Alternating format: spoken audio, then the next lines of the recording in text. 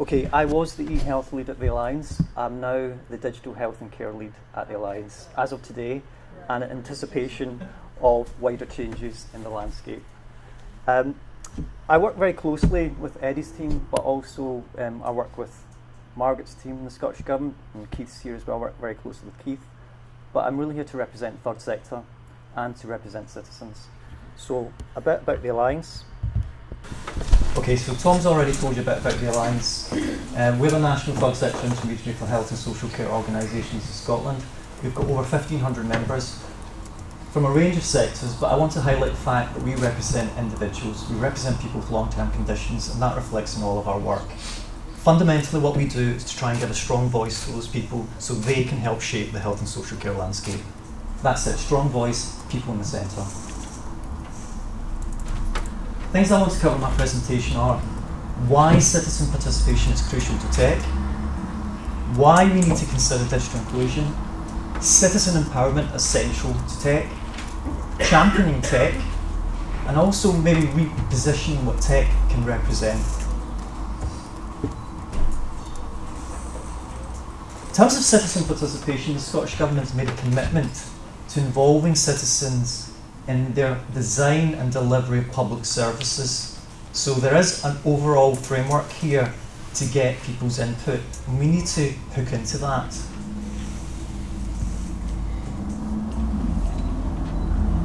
So why should we be doing it for tech? Well, fundamentally, it will support a person-centred approach to health and social care.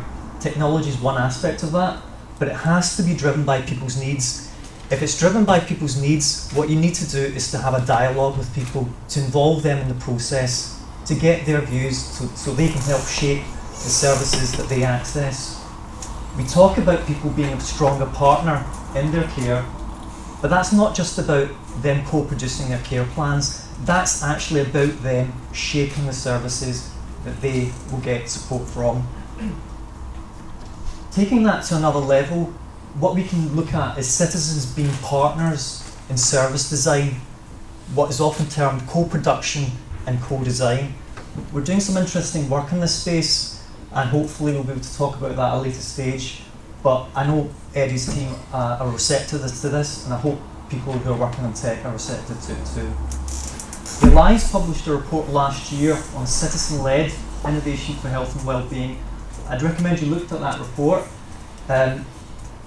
and it cites a number of great examples where people are powering new innovations in health and social care. One of the examples that we talk about is Blackwood, and I want to touch on this because I think it's really interesting.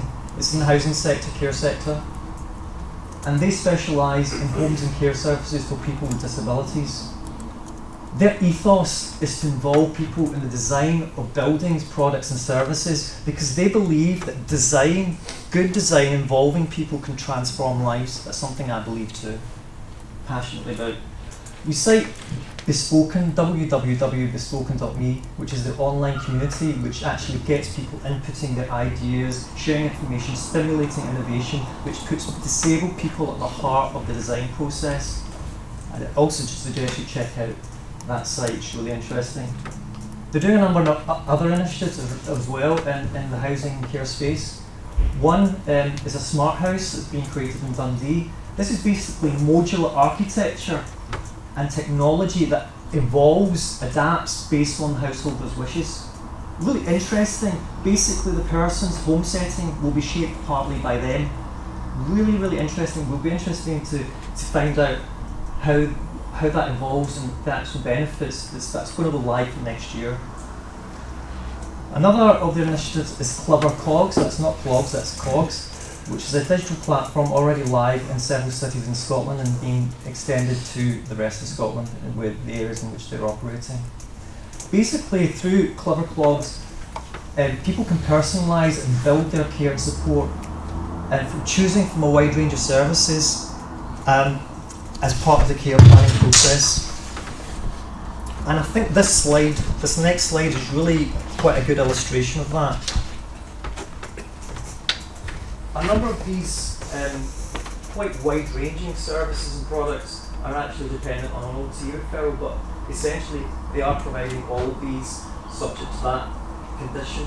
And the thing I like about the slide is the person is at the centre. The products and services are essentially selected by them. This system revolves around the person. They're shaping their care and support, personalising and building it. I think that's what person-centred means.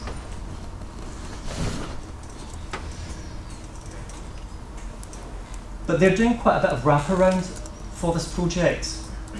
They're providing tablets to people that are using these services, and they're also providing them support in using technology, so skill set, and they're also providing broadband through a number of mechanisms. One is shared Wi-Fi in the premises that they work with, and also potentially putting broadband into their care and support services package as well. So it doesn't just happen in a vacuum, it needs to happen with that wraparound.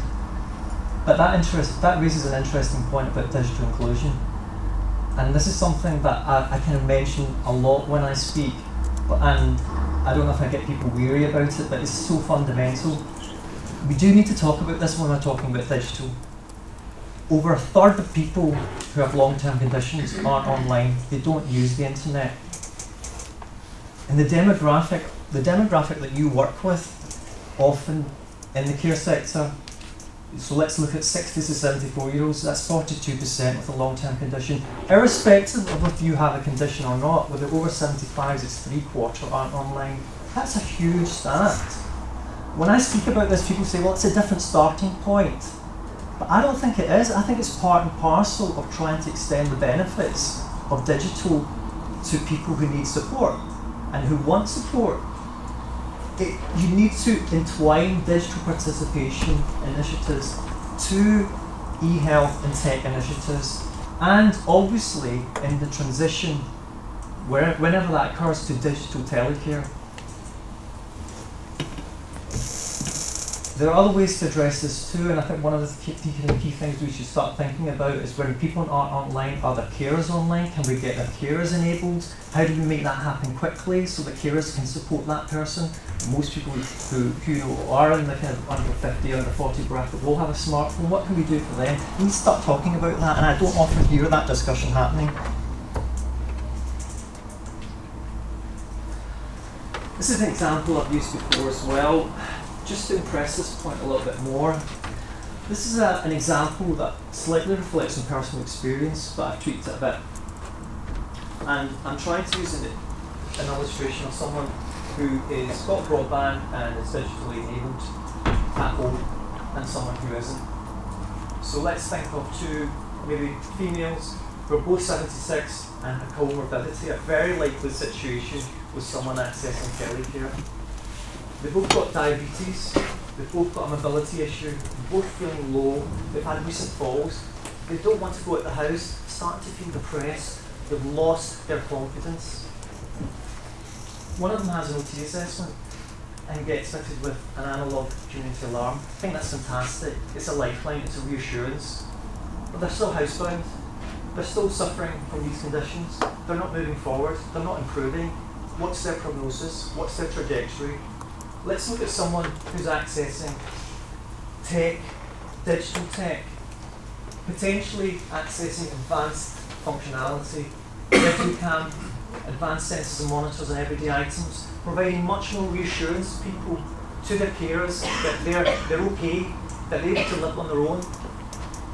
They don't want to go out the house, they've lost their confidence, but because they're video and broadband enabled, they can access a physio and a fitness class with people who are in the same position as them from their home. They're starting to improve, their confidence is building, they start to go out the house. They get home health monitoring for diabetes, and they're also accessing a CBT solution online as well, with support from their children. Their trajectory through that combination is one of improvement. The discussion that happens with their children who are helping to support them is, I think mum's going to be okay, she can still live at home, let's support her, everything's fine, mum's happy, she's still in a home environment. This family starts to discuss something different. They say mum's lost her confidence, her trajectory's not so good, let's talk about sheltered housing, let's talk about a care home. And that's it. Fundamentally, digital doesn't offer a different service. It offers, in combination, additional benefits to different people who are got the same situation. We need to start thinking about this. I don't think one solution is going to improve people's lives. I think it's that combination. It's how you get that combination working for people. And we need to start talking about this, looking at the evidence, looking at the benefits, and then wrapping that into how services evolve and how we deliver service transformation. And also being alive to the fact that if we don't, health inequalities will increase based on digital inclusion. So some of the things I mentioned there are about citizens being empowered through tech, and I think this is quite an abstract concept, but Penny was at our annual conference, and one of the key provocations and plays was around the fact that people were impacted by the wider system. Welfare benefit changes, they couldn't shape that system, but it was running their lives, ruining their lives. But with tech, and if you involve people in tech, you allow them to shape the services and access, they have some control over an environment, i.e. their home environment. That gives them a sense of power. That gives them a sense of hope. So we need to be alive to that. It's quite abstract, but it's quite important. Something that Alliance is involved with as well is the whole issue of self-management. Tech clearly, particularly with home monitoring, can support people on that as well. But fundamentally, I think, again, it's a higher level concept, but tech can basically empower people to live their life the way they want to, live in their homes and communities for longer, and play their active role in society. Now, one of the other things that I'm going to mention is, again, slightly on a tangent, and I'm using a health example, a personal example, to make a point. So this is not tech related, but I don't feel enough is happening around promoting tech or promoting eHealth. Sometimes a lot of these services are delivered and there's very slow uptake, and part of the reason for that is that digital inclusion issue actually. But another reason I think is people aren't aware of what's being offered. A stat that's available down south is that GP online services, which are actually widely available down there, the majority of people didn't know they existed. And they were talking about why we only got 10% take-up. Well, if the majority of people don't know they exist, that's what you're going to get. So this is what's happening in other sectors in terms of tech. This is my bank. If I go into my bank, and this is an example of the Wi-Fi, if I go into my bank, the first thing I see is not the teller, but it's actually signs for patient Wi-Fi. I go into my local shopping centre, Braehead. The first thing that I see is not shop information. I'm there to shop, but it's free Wi-Fi, that's how we scroll. What they're really saying is tech is central to our proposition. That's what they're saying. I go into my local hospital, it's the most advanced in Scotland, and I know hopefully someone from Greater Glasgow Health Board maybe won't like this, but we had that discussion on Twitter. Yeah.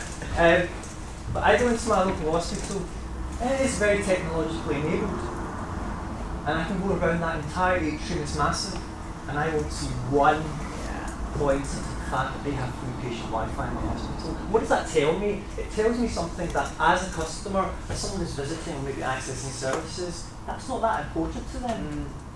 It's not even in the cafe, it's nowhere.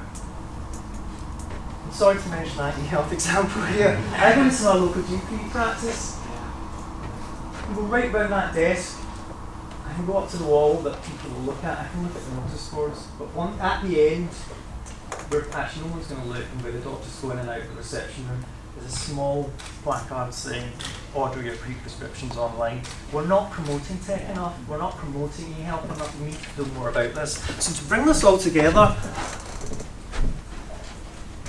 I think if we want to access those benefits for people, but also for the system that tech can deliver, what we need is to start thinking about how we get people involved in the design and delivery of tech, making sure that they have broadband access and skills to access tech, making them aware of what's available, and that's when we start to get people empowered and able to use tech to better manage the conditions in their life and access it on a regular basis. So I don't need to wrap up very quickly. It'll probably just be 3 minutes, that's all right. It's all right. We'll talk about the wider landscape. So I think change has to be person-led, but it also has to be service-led, not technology-led. And that's what tech actually means. It's about technology-enabled care. But we need to be cognizant of the changing landscape. It was mentioned earlier on that basically everyone by 2020-21 in Scotland will be getting super fast broadband. There's also regulatory requirement around that as well, 10 megabits to everyone by that time frame, so that possibly go further. But 4G coverage being almost pervasive in Scotland, certainly from a population perspective. We've got people online spending a lot of time online. We've got new innovations coming along. Can't predict what all those will be. Maybe live video, maybe the Internet of Things.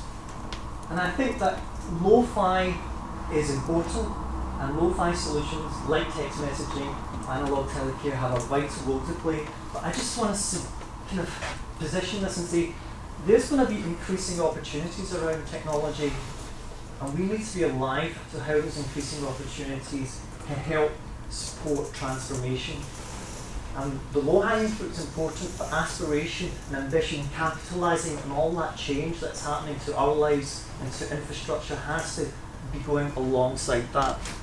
We have to be ambitious. Transformation is also mentioned in the new clinical strategy, and it obviously flags how that can be supported by investment in e-health and technological advances. And I'm glad to hear that we're going to get a digital joined up health and care plan going forward. I just want to say that I think that people need to be at the heart of that, but I hope that as well as talking about making existing services more widespreadly available and basically talking about those lo-fi solutions as well, we're actually starting to bring transformation more to the fore of those that strategy, and talking about how will we use e-health and technological change to support transformation. I'd really like that to come out in the narrative. I don't think it was in the narrative of the previous strategies enough. So just to end, thanks for bearing with me. I think TECH rightly stands for technology enabled care. But what I've been trying to say is, let's carry that with another subtext, another meaning, and that is transformation, empowering citizens. Thanks for listening.